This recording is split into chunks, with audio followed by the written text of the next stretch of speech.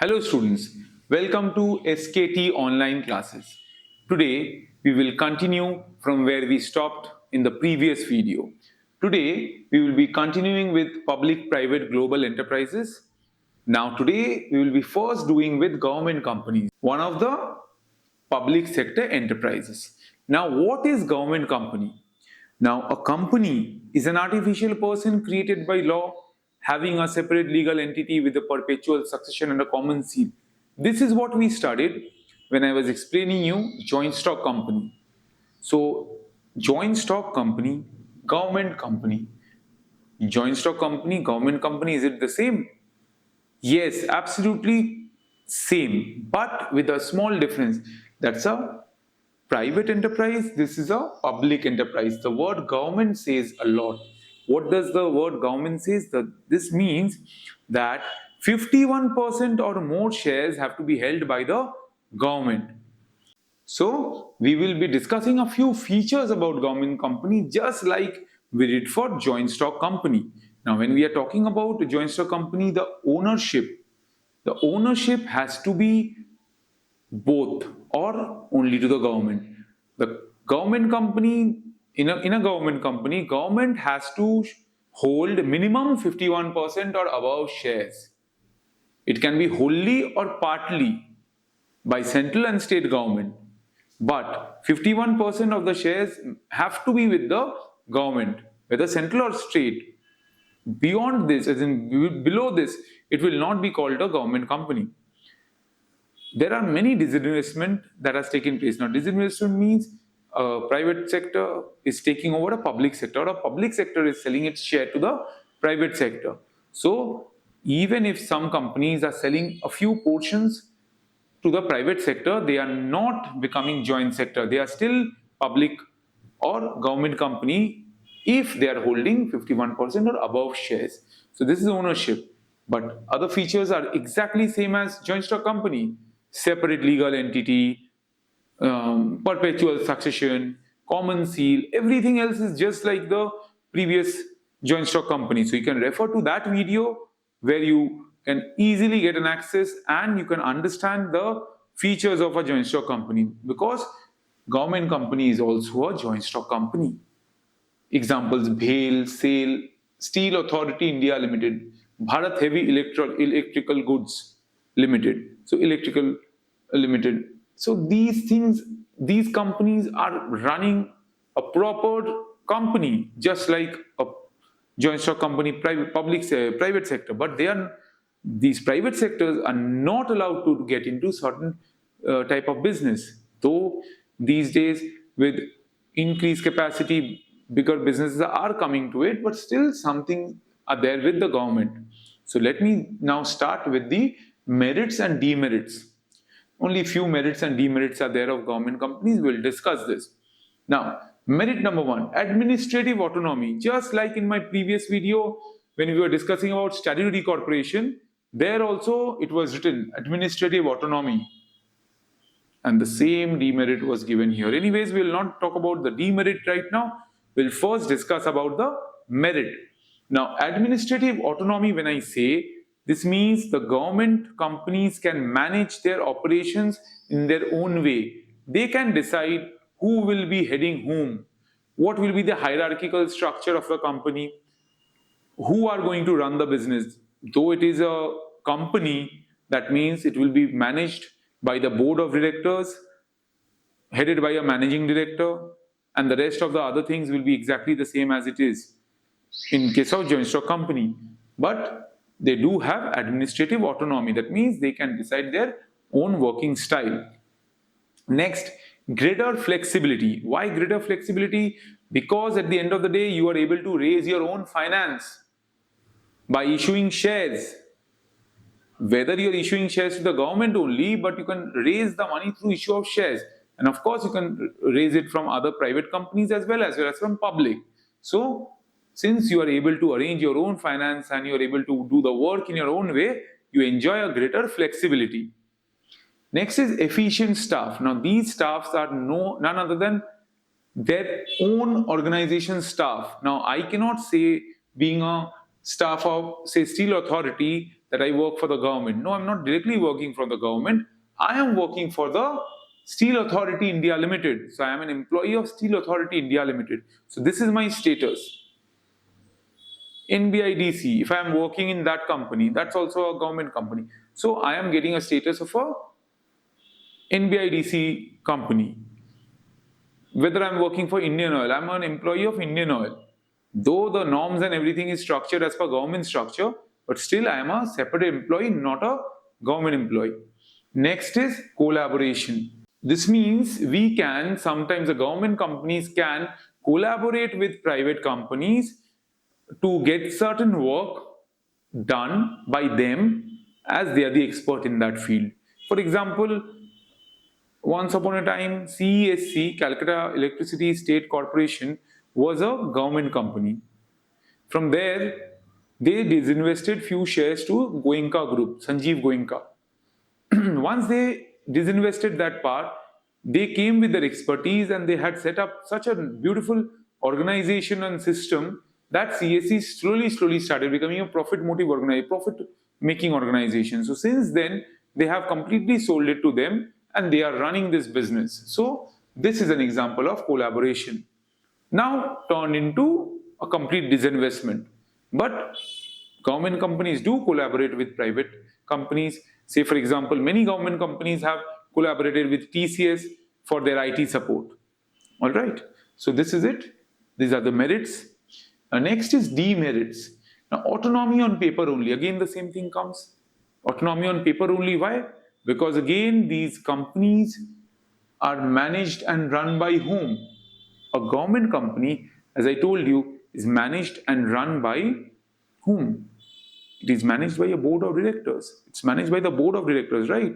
Not a board of directors, the board of directors, because there are a lot of directors in it. Who are they? They are the ministers. Since they are ministers, they are not that well knowledgeable. So since they are not that well knowledgeable, then how will they manage? So it remains autonomy on paper only. There's no actual autonomy or freedom to do the work. Since those people are the board of directors, so whoever party is ruling, they also do things according to that. It's always a clash of egos and other things. So that's the reason autonomy on paper only. So when you're explaining, you can explain in this way that autonomy on paper only, as the board is filled with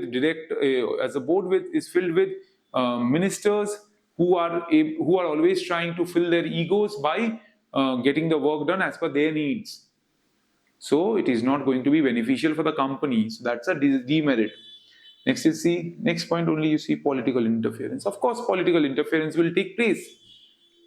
Few here, few central government, few state government, this party, that party, again this problem arises. So political interference also creates a lot of it creates a lot of problems. Say a particular company is operating in 4 states, where 2 states they have the same, or 3 states they have the same government, the other state they have different government. So in that state there will be a problem. Things will not reach on time, reports will not come on time, what is being happening in that state, the central government will not have any idea. So all these problems leads to political interference. And last but not the least, board packed with government representatives. So entire board of directors, which I told you in the beginning only, because of this reason, there's only autonomy on paper. The board is entirely packed with government representatives. So some or the other person in the board of directors is a government representative. So they are only talking from the point of view of the government. Nobody is talking from the point of view of how we can make the company bigger, how we can make the company more profitable, how it can employ more people, so employment generation can take place, how it can be, there can be a development in the economy. Nobody is thinking.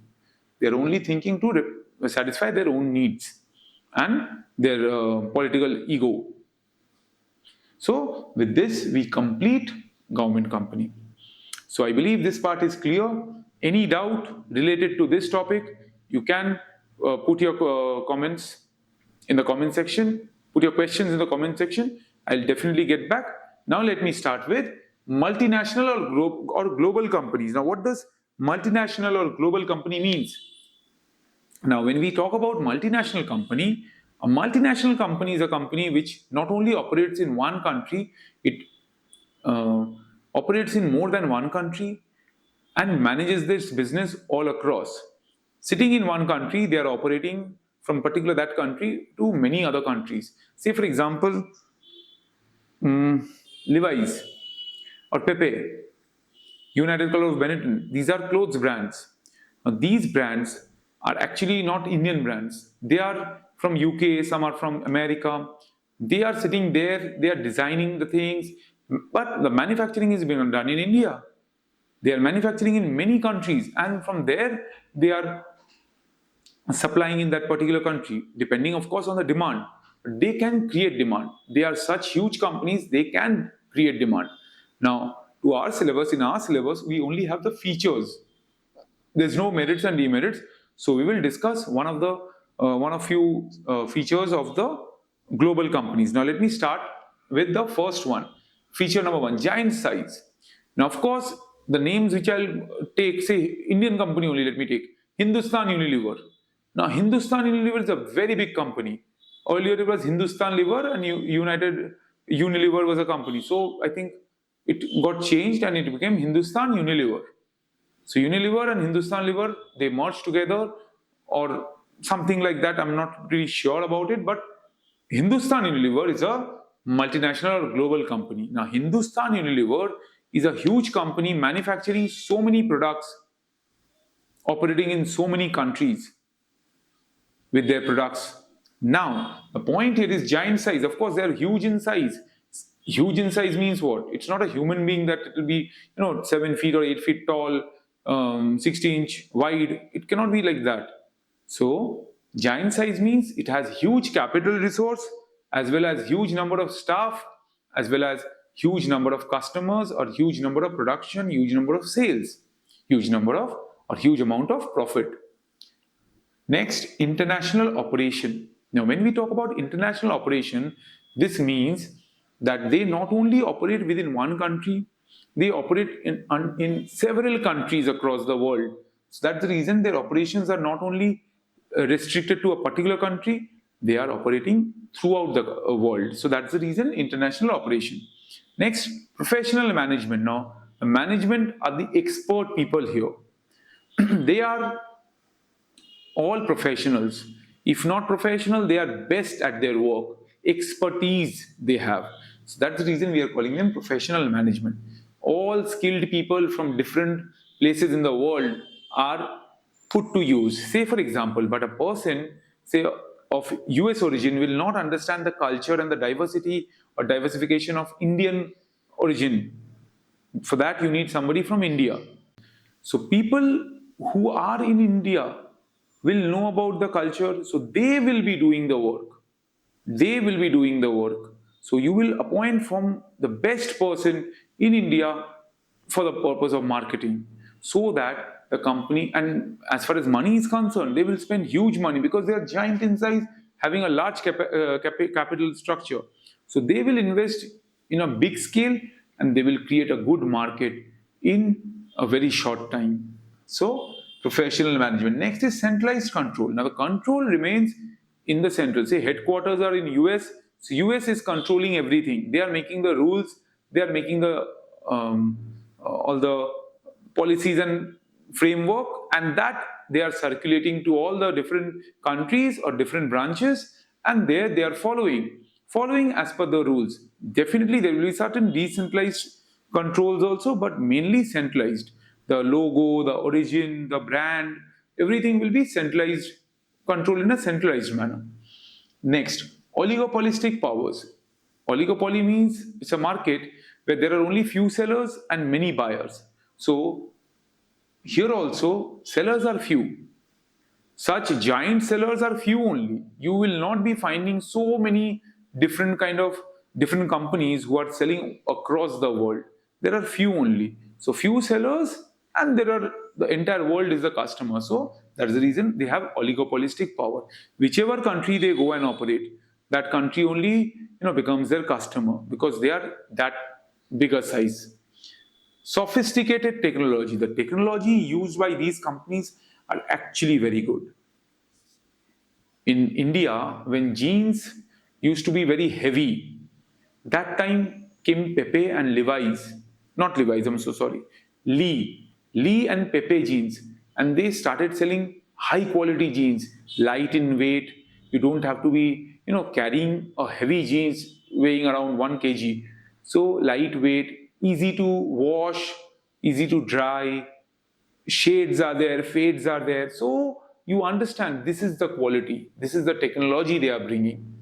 Even for electronic products, how nice Japanese technologies have come to India with camera and other things. So that's what the technologies are always sophisticated, much advanced than ours. So this is the reason they are global companies. Then next, it's not that we don't have anything. Even our companies are also there who are actually say all across the world. They are spreaded. Like for example, one watch company only I can name, Titan. Titan is a huge company. Titan also manufactures their watches in India. It's a made in India watch, and they are also supplying it to more than 30 countries in the world. So even that's a global company. Next, international market. Now, international market because more than one country is involved. So the dealings are not only restricted within the national market, but it is going beyond the national level. So that is the reason international market is getting involved. When you are selling any product outside your own country, international markets are coming into place. So that is the reason we are saying that the dealings are not going to be restricted within the national market, but will reach the international markets as well. So that will be all. Now with this government company and multinational and global companies are over. If you like this entire video, students, then do not forget to subscribe our channel, like this video, share your thoughts in the comment section, and share the video with others.